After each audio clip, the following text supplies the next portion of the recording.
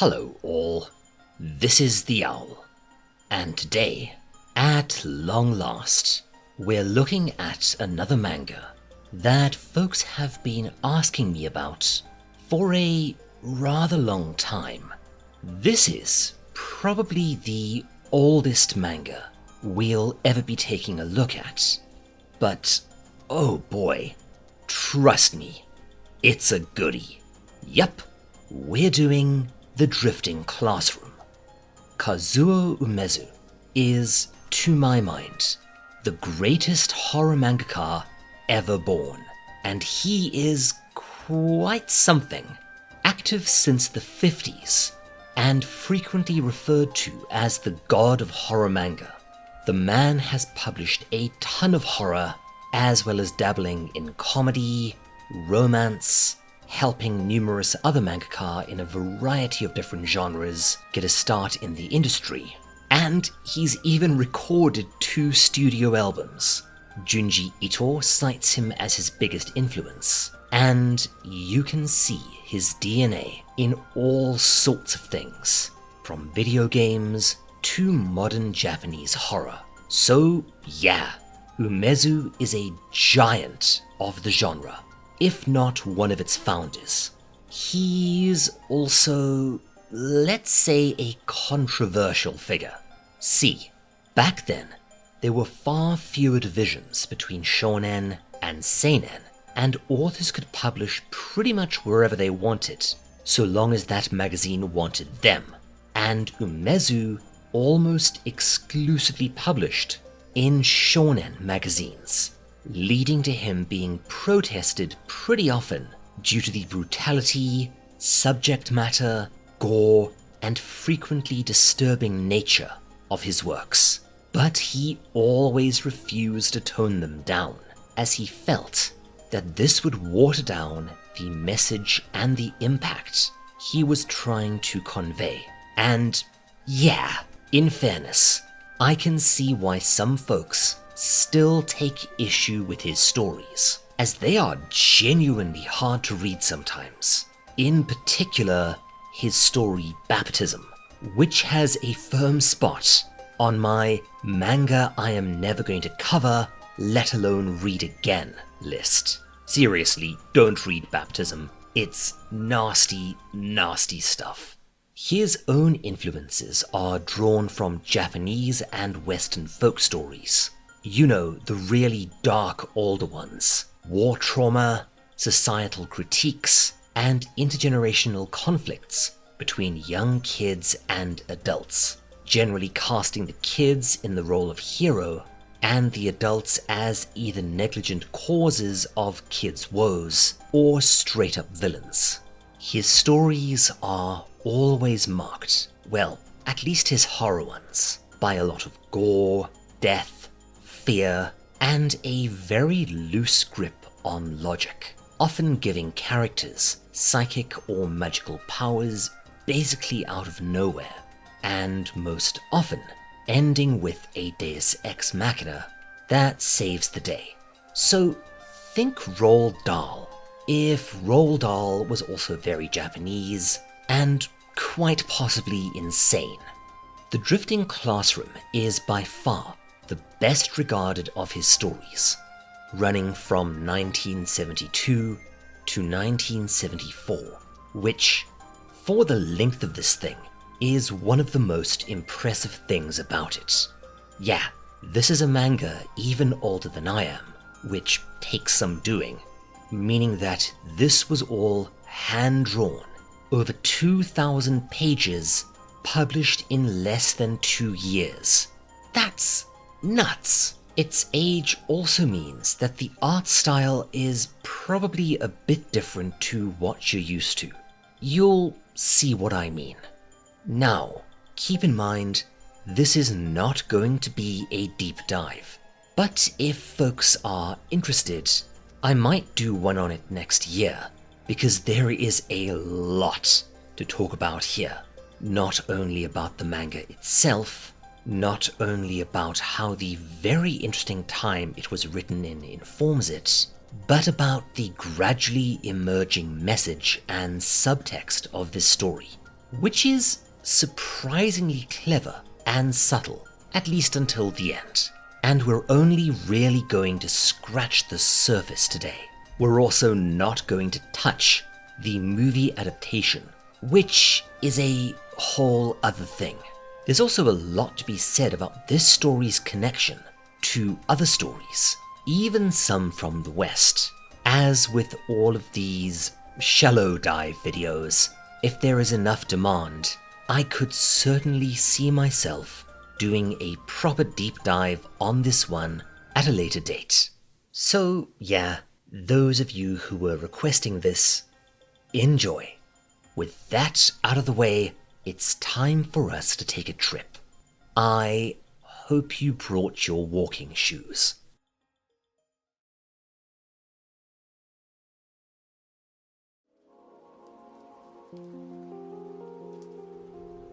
Our story opens with us meeting our main character, Shaw.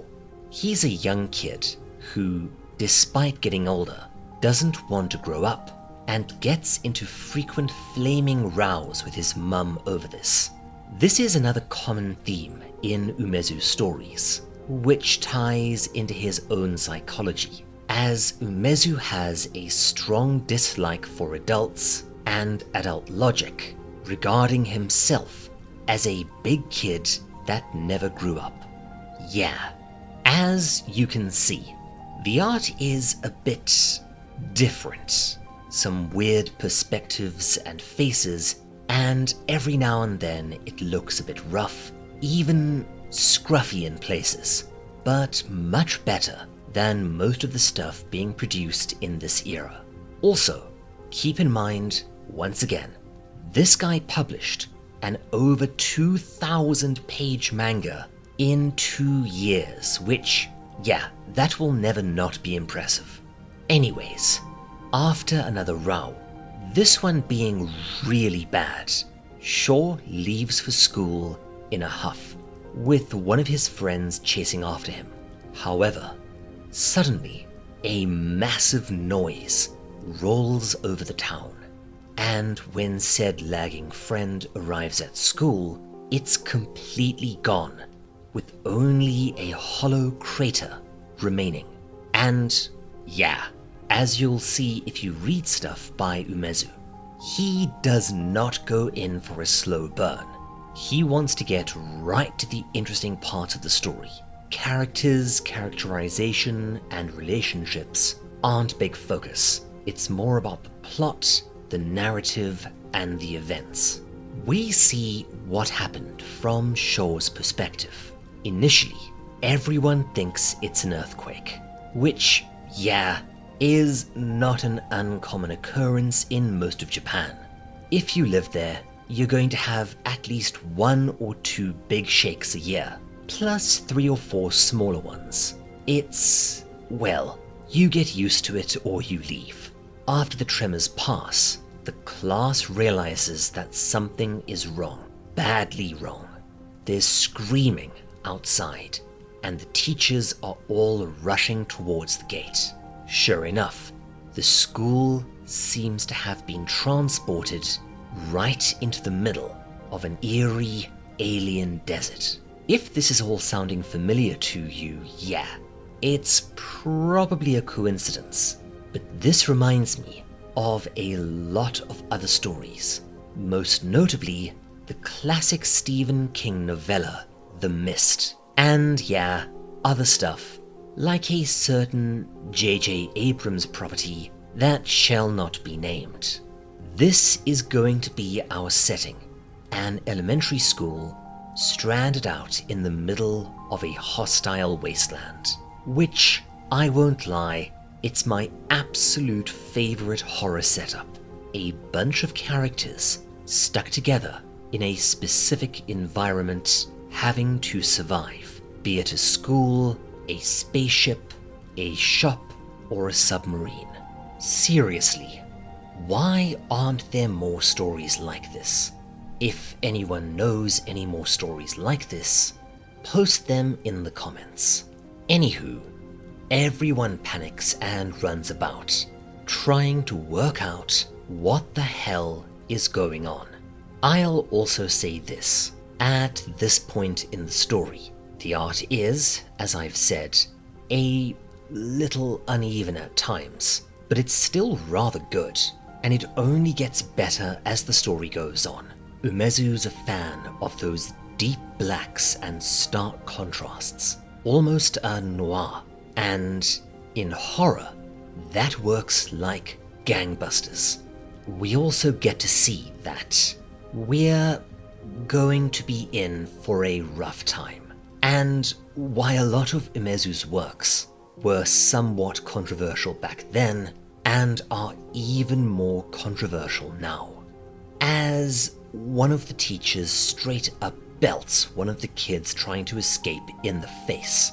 Yes, this happens quite a bit in the story, and I'm guessing that it's Umezu commenting on, well, let's just say, in that era, corporal punishment in schools wasn't just normalized, it was excessive. Yeah, there's quite a bit of stuff in this manga, especially when it comes to violence towards kids that YouTube would not be okay with. So I am going to have to censor, or cut off, or straight up omit a number of panels. This is a brutal story at times. Anyways, from here, the story moves at a pretty rapid pace. The teachers take charge, trying to stop the students from panicking, but some of the teachers are already cracking up themselves. They try a few things to contact the outside world, but they quickly realize that, well, they aren't on Earth anymore, and that their first priority needs to be survival. Of course, they run into the immediate issues of food and water, and this quickly escalates into a full-on battle between the staff, as one, who will be a persistent antagonist through the story, Sekia, attempts to hoard food and, I think, inadvertently kills most of the faculty while attempting to ward them off with kerosene. Oh yeah, this bit. Nothing that's going to stir any controversy in modern times. No sirree, Bob. And this leads to the immediate death of 2 students, one stabbed in the back by Sekia, and one accidentally shot through the heart. Bloody hell. This manga is not playing. We also get our first clue to the mystery of what happened to them. A first grader finds a sign from outside that has the name of the school on it near the fence, except that the sign appears to be heavily decayed, pitted, and rusted. Anyways, Sekia is the bad guy for a while, not only hoarding food in his den, but going around and basically slashing his way through classes, killing several students. Yeah, can't show you much of this, but trust me, it's rough, in order to take their food. However, when he comes around to them, Shaw convinces his class to trap and ambush Sekia, and they manage to overwhelm him, leaving him tied up in a locker.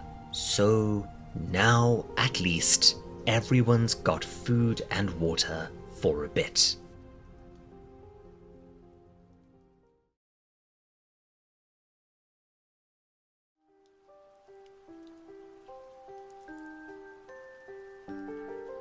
Over the next few days, the students start exploring the desert and find what appears to be a memorial, very old, erected for everyone in the vanished school. And yup, this is when I guessed what was going on. Don't worry, the mystery isn't really the focus of the story here, because remember, this story runs on Umezu logic, which might be a bit different to the way you think. You'll see what I mean. And fortunately, it doesn't take the characters too long to twig on either. Back at the school, the adults are continuing to melt down, either offing themselves or attacking the other adults. Yeah, it's a bit contrived, but the end game here is for the kids to be isolated and alone. So I'll allow it. Remember Umezu logic. We do get one genuinely terrifying scene involving one of the teachers, Wakahara, who goes full on Jason Voorhees. Oh right, fleeing from Wakahara, Shaw and his friend Nishi head into a strange tunnel and pop out. Yup, there we go. It's not another world. The school has been transported into the far distant future. This is also, believe it or not, where the story starts to become kind of insane. And by the end of the story, it's going to be nuttier than squirrel crap. It turns out that Shaw can, somehow, communicate with his mother in the past. Yeah, Umezu logic, remember? But she also figures out the whole past-future thing, and with Shaw under attack by Wakahara, this is kind of cool. She realizes that she can leave things in certain places in the past, and Shaw will be able to find them where, or I guess, when he is. In this case, she hides a knife, which, holy crap, Shaw uses to take out Wakahara. This story, man. But maybe you can see the subtext starting to peek up from behind the bed here. Adults can do things that will affect their kids in the world of the future. This will get more and more overt as the story continues. Clipping along at the standard rapid pace, we enter the next phase of the story. A rumor starts up that one of the students is evil and is the cause of their predicament. So the other kids start, I shit you not, straight up trying to sacrifice unpopular students. Yeah, there's a lot of Lord for the Flies here, but Shaw manages to put a stop to it and kind of takes over in an attempt to restore order. We also get some more Umezuism, with him saying that the adults are going to go crazy as they will attempt to find logic here, and there is none. You're telling me, mate.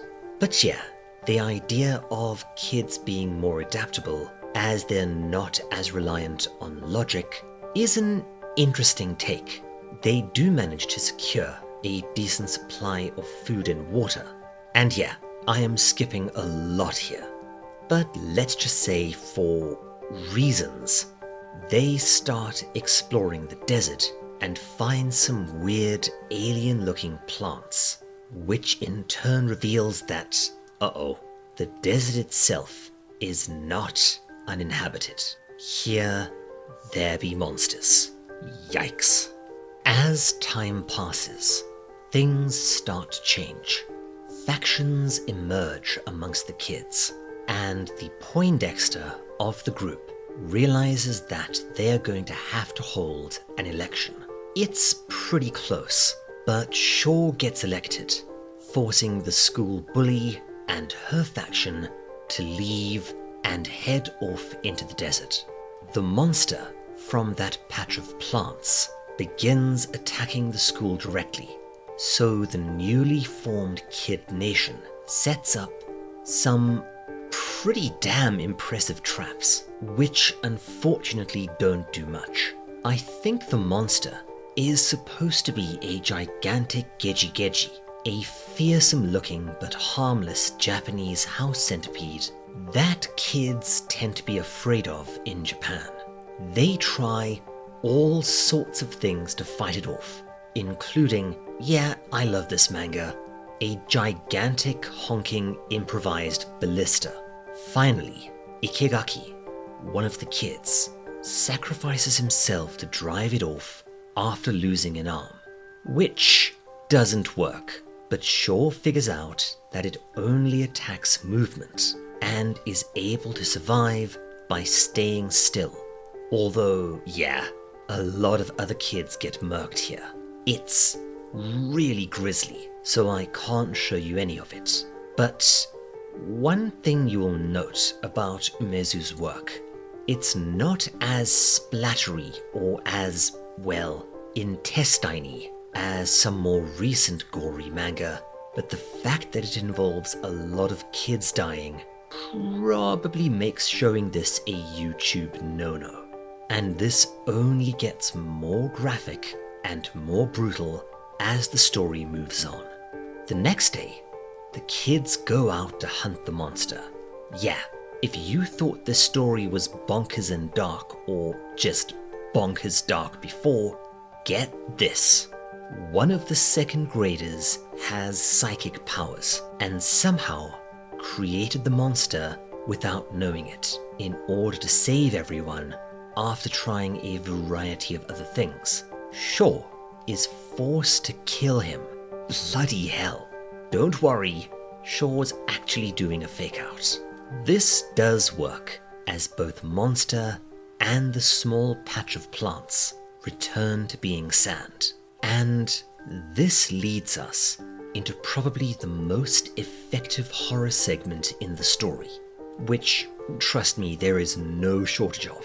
Umezu's just so damn good at this stuff, man. They begin finding several students who've been reduced to skeletons, and as they investigate, they find a huge colony of carnivorous insects in the school, which, for some reason, take the form of a scary face on the wall. Wow, that's creepy. That's almost Masaki Nakayama creepy. And these things are voracious, eating students down to the bone. After a while, they learn that the bugs are baby Geji Geji, which causes the students to schism, with half trying to kill the psychic kid despite him claiming to be cured now. This almost leads to a straight-up war, and in order to prevent it, believing that he might be the cause of the time travel, the psychic kid, wow, I can't show you much of this at all, he takes himself out permanently with a stone axe. Crikey Moses, that is dark. Again, the story isn't as gory as some more recent manga, but it more than makes up for it in sheer brutality. With Nakata dead, and the monster problem taken care of, the students tearfully resign themselves to the fact that they will be living out the remainder of their lives at the school.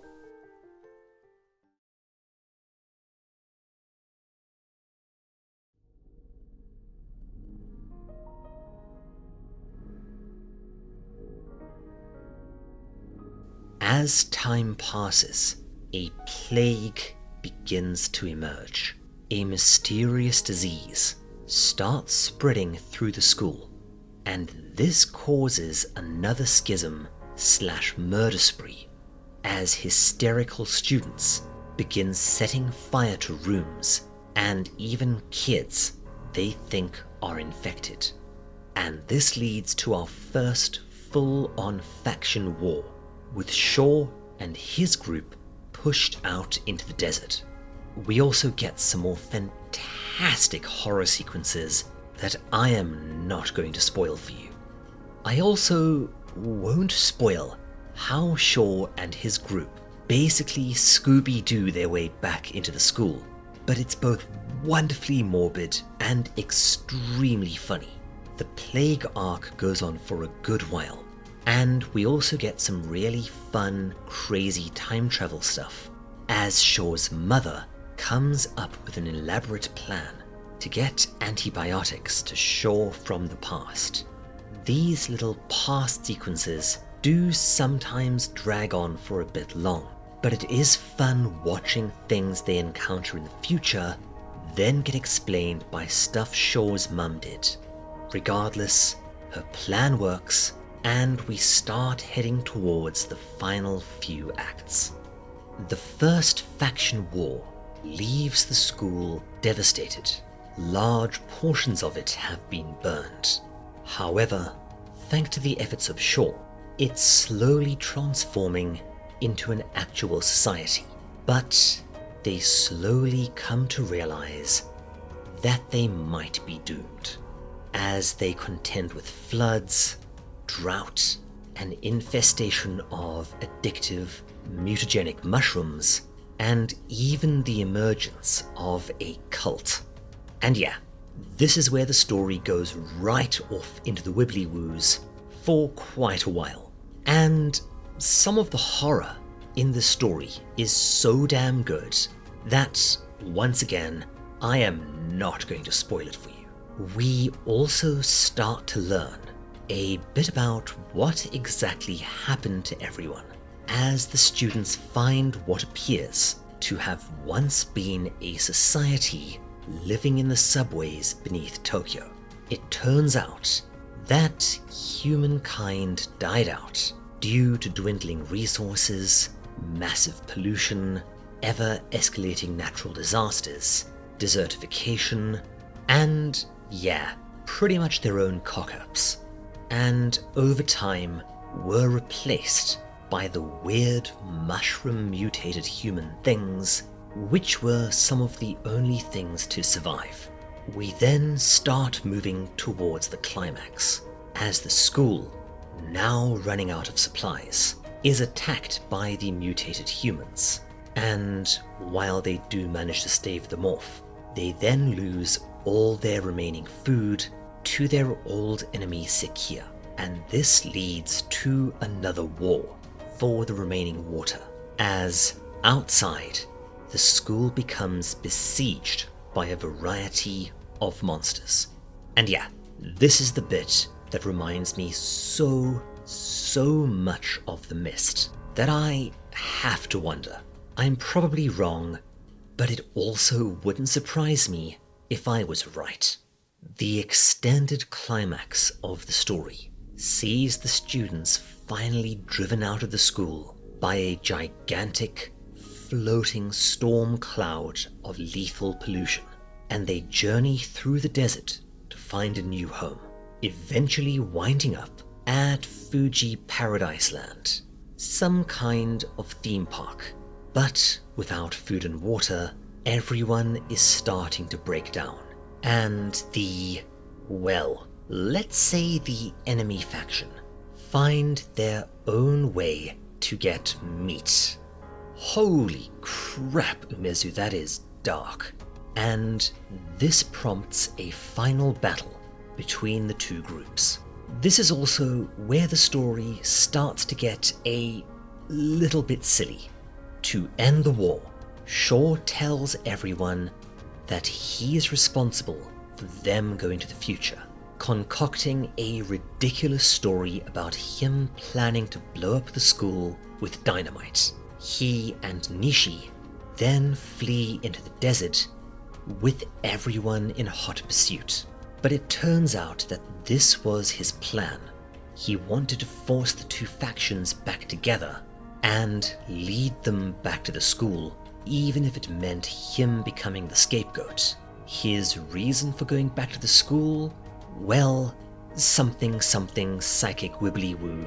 As it turns out, the dynamite thing was true, but it wasn't him? What? Yes, I know, Umezu logic, but I do not understand this bit. And apparently, using the dynamite will allow some of them to return home, helped along by Shaw's mother in the present, past, whatever. The story is freaking confusing sometimes. But as far as I understand it, if they set off dynamite in the future, while a lot of people in the past simultaneously pray for their return, it will work? I don't know. Regardless, I still think this bit inspired a certain famous part of Earthbound. Yeah, this is all bug nuts insane, but long story short, a whole bunch of students decide that they want to stay in the future to build a new society.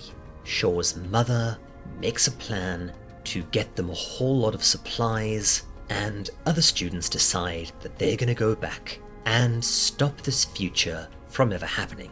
Subtext, leading us to a bittersweet epilogue, with Shaw's mother hoping that he's okay wherever he is, and resolves to do her part to create a better future for her son.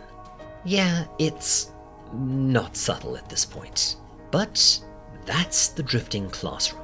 Keep in mind that this was, while longer than my other short videos, barely even scratching the surface of this monster. It's really, really good and absolutely worth your time. Even with Umezu logic, it's got a timeless, universally relevant message about the consequences of what we do now, forging a world for our descendants, and that world being potentially very bad if we screw things up now. It's also got a ton of really effective horror, and plenty of nasty stuff for those that enjoy that sort of thing. I will say though, aside from the fact that a lot of kids die in this, it never pushes too far into the squick, although occasionally it does live next door to Squick and spies on it through the bedroom window. Regardless, highly recommended, go and pick it up. You can get all 3 800-page omnibus editions from Viz at a very decent price.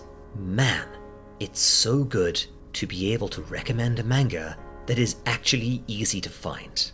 Before we finish for the day, I want, as always, to give a huge thanks to my fantastic patrons. Without you, there is no way this channel would still exist.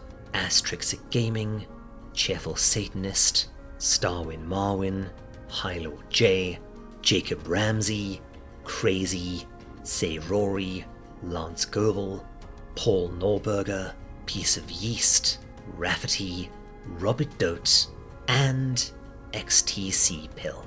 You are the literal best. If you want to see more like this, why not stick around? We've got some pretty exciting things planned for December.